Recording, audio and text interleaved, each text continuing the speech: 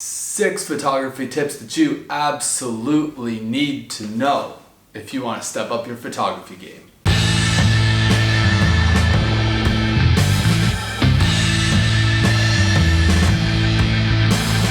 Let's jump right into tip number 1. Change your angle. Watch any tourist-heavy location and you'll see hundreds of people all standing in the same spot, all taking pictures from eye level or chest level. And unless one of them royally screws up their camera settings, everybody's gonna basically end up with the same photo. I want you to look at where everybody else is and say, screw that noise, I'm going somewhere else. Go somewhere higher, get a different view. Put your camera really close to the ground. Change up the angle that you're hitting the object at. Go exploring. There's always some different variation of a shot that you can find if you just look hard enough. Mix in some adventure with your photos. It'll help them tell a way cooler story in the end, other than here I was and this is the picture I took. This can also be applied to portrait or product photography. Move around your subject. Get a different angle. Try something that maybe seems really weird. It may end up being a really cool photo. It may also end up being crap, but that's just the game that we play. You gotta try it out. Get creative. Photography is an art. Tip number 2, lighting. I cannot stress this enough.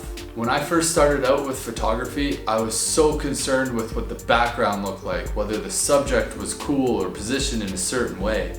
And I almost always neglected lighting, and it showed. Because photography is about lighting. Way more than anything else. So learn how to use it effectively. Now, this doesn't mean that you have to go out and buy all these expensive lights, although you can because they're pretty cool. Just use a window. Windows are amazing at diffusing light. It cuts down those aggressive shadows and it gives you a nice, even lit picture. Plus, natural light will look way better than any of the lights in your house ever will.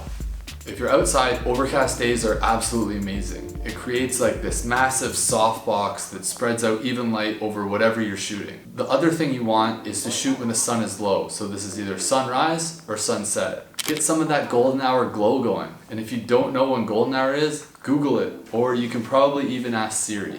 Hey Siri, when's golden hour? Okay, I found this on the web for when is golden hour.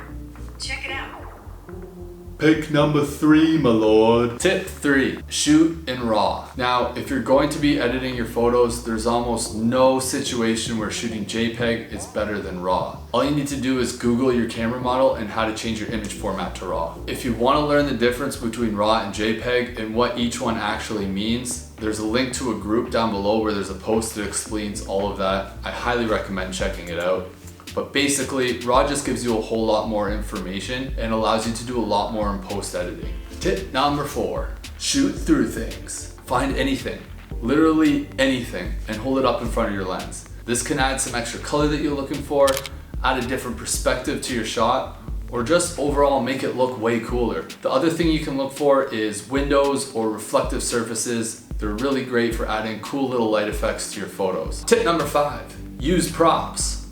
But only if they make sense. Use what's around you to give a clear understanding of what's going on and where your subject's located. Friend Kyle here is a health coach. I could just shoot him at his place, doing whatever, but it won't really add a whole lot to the photo. So what we did is we hit a gym.